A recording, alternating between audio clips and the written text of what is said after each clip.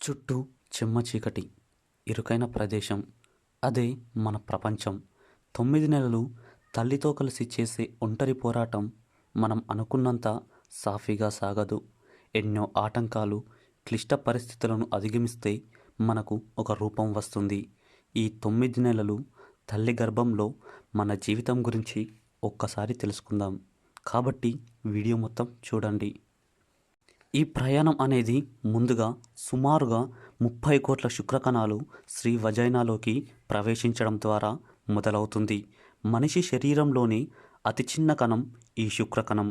పురుష ప్రత్యుత్పత్తి వ్యవస్థలో అనుబంధ గ్రంథులైన పౌరుష గ్రంథి, 2 కౌఫార్ గ్రంథులు కలిసి జిగురు వంటి స్రవాన్ని ఉత్పత్తి చేస్తాయి. దీనిని శుక్రం అంటారు. ఇది మన శుక్రకణాలకు పోషక పదార్థాలను అందిస్తుంది. శుక్రకణం యొక్క తలభాగంలో తండ్రికి సంబంధించిన జెనెటిక్ ఇన్ఫర్మేషన్ అనేది ఉంటుంది.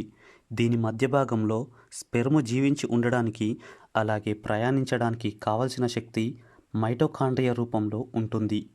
తోక భాగంలో స్పెర్మ్ కదులుతూ అండం వైపు ప్రయాణించడానికి ఉపయోగపడుతుంది. అలాగే స్త్రీలో ప్రతి నెల ఒక అండం విడుదలవుతుంది.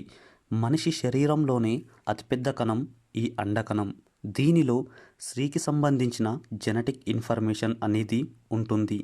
ఇలా స్త్రీలో విడుదలైన అండాన్ని చేరుకోవడానికి 30 కోట్ల శుక్రకణాలు ప్రయాణం సాగిస్తాయి.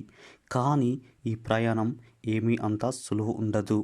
అండంలోని వాతావరణం అనుకూలంగా ఉండక బలహీనంగా ఉన్న దాదాపు 99% శుక్రకణాలు చనిపోతాయి.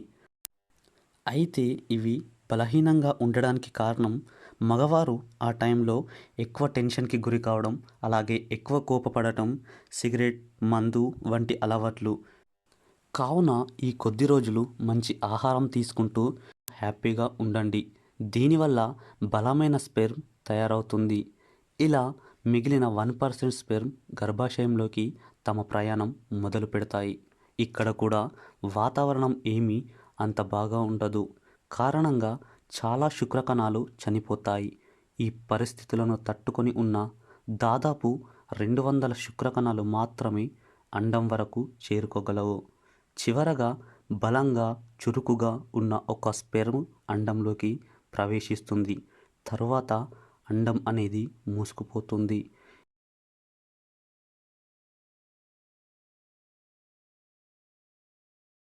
ఇలా అండంలోకి ప్రవేశించిన ఒక స్పెర్మ్ మనం. ఈ స్పెర్మ్కి బదులు వేరొక స్పెర్మ్ అండంలోకి ప్రవేశిస్తే ఇప్పుడు మన ప్లేస్లో వేరే ఎవ్వరో ఉండేవారు. మన జీవితంలో సాధించిన మొదటి విజయం ఇదే. ఇలా అండంలోకి స్పెర్మ్ ప్రవేశించిన తర్వాత స్పెర్మ్లోని డిఎన్ఏ, అలాగే అండంలోని డిఎన్ఏ కలిసి ఒక కొత్త డిఎన్ఏ యొక్క జెనెటిక్ ఇన్ఫర్మేషన్ అనేది తయారు చేయబడుతుంది. దీనిలో పుట్టబోయే బిడ్డ పర్సనాలిటీ, తెలివితేటలు, అలాగే రూపం ఎలా ఉండాలో నిర్ణయించబడుతుంది. తల్లి నుంచి విడుదలైన అండంలో ఎక్స్ క్రోమోజోమ్లు, తండ్రి నుంచి విడుదలైన స్పెర్ములో XY అను క్రోమోజోమ్లు ఉంటాయి. ఇలా తల్లిలోని ఎక్స్ క్రోమోజోమ్తో తండ్రి యొక్క ఎక్స్ క్రోమోజోమ్ కలిస్తే అమ్మాయి పుడుతుంది. తల్లిలోని ఎక్స్ క్రోమోజోమ్తో తండ్రి యొక్క Y క్రోమోజోమ్ కలిస్తే అబ్బాయి పుడతాడు. ఇలా పుట్టబోయే బిడ్డని నిర్ణయించేది తండ్రిలో విడుదలైన క్రోమోజోమ్లే. ఇలా స్పెర్మ్ అండంలోకి ప్రవేశించిన తరువాత ఇది ఫెర్టిలైజేషన్ చెందడం ప్రారంభిస్తుంది. ఇలా ఫెర్టిలైజేషన్ చెందిన అండాన్ని జైగోట్ అంటారు. ఈ జైగోట్ అనేది గుండ్రంగా ఉంటుంది. ఈ జైగోట్ 12 గంటల తర్వాత విభజన చెందడం ప్రారంభిస్తుంది. ఈ విభజన అనేది జైగోట్ 32 కణాలుగా విభజన చెందే వరకు జరుగుతుంది. గర్భాశయ వాహిక అనేది ఒక అద్భుతమైన నియంత్రిత వ్యవస్థ. ఈ సమయంలో గర్భాశయం అభివృద్ధి చెందుతున్న పిండాన్ని గ్రహించి దానికి కావలసిన పోషకాలను అందిస్తుంది. గర్భం ఏర్పడిన తర్వాత ఇది ఫెలోపియన్ గొట్టాల ద్వారా గర్భాశయానికి ప్రయాణిస్తుంది. ఇది గర్భాశయం యొక్క పొరతో జత చేయబడి ఉండి రాబోయే 9 నెలలు అక్కడే ఉండబోతుంది. ఇప్పుడు పిండం పెరగడం మొదలవుతుంది. ఇలా పిండం గర్భాశయంలోకి ప్రవేశించగానే పిండం పెరగడానికి అనుకూలంగా గర్భాశయ పరిమాణం పెరిగి లోపలి గోడలు మృదువుగా దళసరిగా మారతాయి.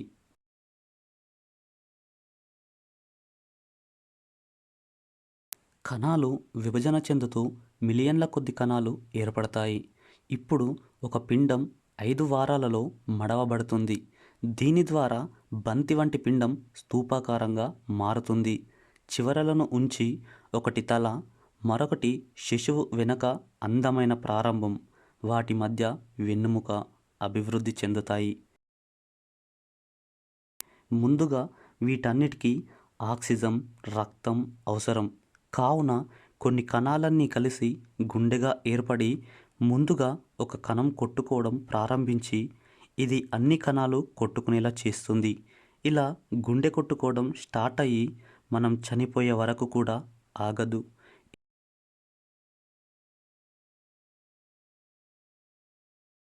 7 వారాల తర్వాత కాళ్ళు, చేతులు, కళ్ళల్లోని రెటీనా, ముక్కు రావడం ప్రారంభం అవుతుంది. 6 నుంచి 8 వారాల నాటికి పిండం శిశువులా కాకుండా టాడ్పోల్లాగా కనిపిస్తుంది. పిండం పెరిగే కొద్దీ ఆ తోక కూడా అదృశ్యం అవుతుంది. అయితే శిశువు అమ్నియోటిక్ షాక్లో తేలుతుంది. దీన్ని తెలుగులో ఉమ్మనీరు అంటారు. గర్భాశయం లోపల ఉన్న ఒక సంచి పిండాన్ని మెత్తగా రక్షించడానికి ద్రవంతో నిండి ఉంటుంది. తరువాత 12 వారాలకు జరాయువు ఏర్పడుతుంది. ఇది అన్నిటికన్నా ముఖ్యమైనది. జరాయువు అనేది పిండ కణాలు, తల్లి కణాలు కలిసి ఏర్పడుతుంది. పిండానికి కావలసిన పోషక పదార్థాలు, ఆక్సిజన్ వంటివి తల్లి రక్తం నుంచి గ్రహించి బొడ్డుతాడు ద్వారా శిశువుకు అందిస్తాయి. అలాగే పిండంలోని వ్యర్థ పదార్థాలను తల్లి రక్తంలో కలిపివేస్తుంది. ఇలా 13 వారాలకు శిశువుకు వేలిముద్రలు ఏర్పడతాయి. ఇవి ప్రపంచంలో వేరే ఏ ఒక్కరితో మ్యాచ్ కావు. పుట్టబోయేది అబ్బాయి అయితే స్పెర్మ్ ఉత్పత్తికి కావలసిన టెస్టోస్టిరాన్ హార్మోన్ అనేది అభివృద్ధి చెందుతుంది. అదే అమ్మాయి అయితే మెచ్యూర్ అయ్యాక ప్రతి నెల విడుదలయ్యే ఎగ్స్ అనేది ఇక్కడే ఏర్పడతాయి. తరువాత 4వ నెలలో సెక్స్ ఆర్గాన్స్ అనేవి స్పష్టంగా తెలుస్తాయి. పిండం అమ్మాయా లేక అబ్బాయా అనేది ఇక్కడ గుర్తించవచ్చు. ముఖ లక్షణాలు కూడా వారిలో మరింత విభిన్నంగా మారుతూ ఉంటాయి. శిశువు చిగుళ్ళ కింద దంతాలు పెరుగుతాయి. వేళ్ళు, కాలివేళ్ళు ఏర్పడతాయి. 4వ నెలలో శిశువు వేళ్ళు నోట్లో పెట్టుకోవడం మనం గమనించవచ్చు. ఈ దశలోనే శిశువు చేతివాటం నిర్ణయించబడుతుంది. ఏ చేయి ముందుగా నోట్లో పెట్టుకొని చీకితే ఆ చేయివాటం అని మనం గుర్తించవచ్చు.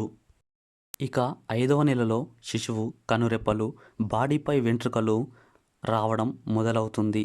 అలాగే 5వ నెలలో శిశువు తన్నడం ప్రారంభిస్తుంది.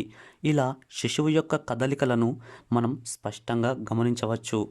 6వ నెల వచ్చేసరికి దాదాపు అన్ని అవయవాలు తయారయ్యి ఉంటాయి.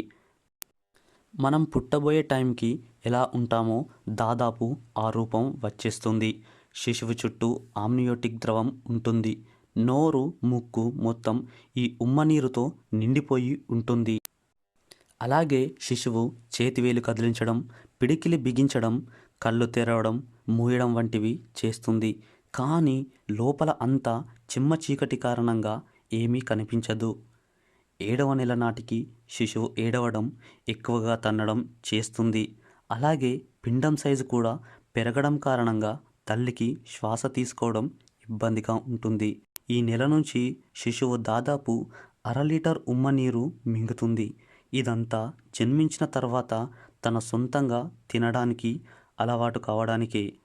జీర్ణ వ్యవస్థ కూడా అభివృద్ధి చెందడం ప్రారంభిస్తుంది. 7వ నెలలో తల్లి ఎక్కువగా కోపం, ఎక్కువగా టెన్షన్ పడకూడదు. ఇలా చేయడం ద్వారా ఎఫెక్ట్ అనేది పుట్టబోయే బిడ్డపై పడుతుంది. 7వ నెల నుంచి తల్లి యొక్క నర్వస్ సిస్టమ్ బిడ్డ డెలివరీకి కావాల్సిన విధంగా ప్రిపేర్ అవుతూ ఉంటుంది. దానివల్ల తల్లి శరీరంలోని అవయవాలన్నీ దగ్గరికి అవుతూ బిడ్డ పెరుగుదలకి కావాల్సిన ప్లేస్ని ఇస్తాయి. దీని ద్వారా తల్లికి శ్వాస సరిగ్గా అందదు, నిద్ర కూడా పట్టదు. పడుకునేటప్పుడు అన్కంఫర్టబుల్గా ఫీల్ అవుతుంది. ఇంకా 2 నెలల సమయం మాత్రమే ఉంది. బిడ్డ అన్కంఫర్టబుల్గా ఫీల్ అవుతూ దాదాపు 90% నిద్రలోనే గడుపుతుంది. ఇక 9వ నెల వచ్చేలోపు శిశువు బయటకి రావడానికి వీలుగా తలక్రిందులుగా మెల్లిగా తిరగడం ప్రారంభిస్తుంది. తల క్రిందకు వచ్చేలా తిరుగుతుంది. శిశువుకి కావలసిన ఆహారాన్ని జరాయు అందిస్తుంది. మెదడు డెలివరీకి కావాల్సిన హార్మోన్స్ని విడుదల చేస్తూ డెలివరీకి శరీరాన్ని సిద్ధం చేస్తుంది. గర్భాశయంలోని కండరాలు మరింత దగ్గరగా వస్తూ శిశువుని బయటకు నెడతాయి.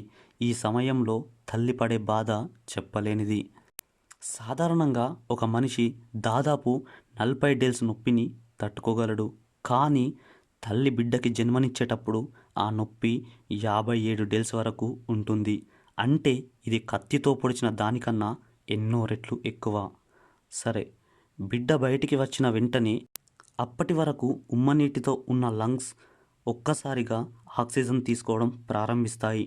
ఒక కొత్త ప్రపంచంలోకి బిడ్డ వస్తుంది. అప్పటి వరకు చిమ్మ చీకట్లో ఉండి ఒక్కసారిగా అంతా వెలుగు చూసేసరికి బిడ్డ ఏడవడం ప్రారంభిస్తుంది. తరువాత బొడ్డుతాడిని కత్తిరించడంతో అప్పటిదాకా తల్లిపై ఆధారపడిన శిశువు ఇకపై సొంతగా గాలి తీసుకోవాలి, ఆహారం తీసుకోవాలి. ఇలా నవమాసాలు మోసి తన ఊపిరిలో సగం మనకి ఇస్తూ కంటికి రెప్పలా కాపాడిన అమ్మ గురించి ప్రత్యేకంగా ఏం చెప్పాల్సిన అవసరం లేదు. 9 నెలలు తన గర్భంలో చోటు ఇచ్చిన అమ్మకి మనం పెద్దయ్యాక ఇంట్లో కొంచెం చోటు ఇస్తే చాలు. అలాగే తన ఊపిరిలో సగం మనకు ఇచ్చినందుకు మన భోజనంలో కొంచెం ఇస్తే చాలు. కానీ ఈ రోజులలో ఓల్డేజ్ రూమ్లో వదిలేసి అమ్మని ఒంటరి చేస్తున్నారు. ఆస్తి కోసమో లేక భార్య చెప్పిందనో మనకి జన్మనిచ్చిన అమ్మని ఇంట్లోకి రానివ్వని రోజులివి. అభివృద్ధి చెందడం అంటే డబ్బు సంపాదించడం కాదు, అమ్మ నాన్నల కళ్ళలో ఆనందం చూడడం. మీరు వాళ్ళకి ఏం ఇవ్వనవసరం లేదు. రోజులో కొద్దిసేపు వాళ్ళతో గడపండి. ఆ ఆనందం ఏమిటో మీకే తెలుస్తుంది. అలాగే ఈ రోజులలో చిన్న చిన్న కష్టాలకి సూసైడ్ వరకు వెళ్తున్నారు. అలా తప్పు చేసే ముందు ఒక్కసారి మన మొదటి విజయం గుర్తు తెచ్చుకోండి.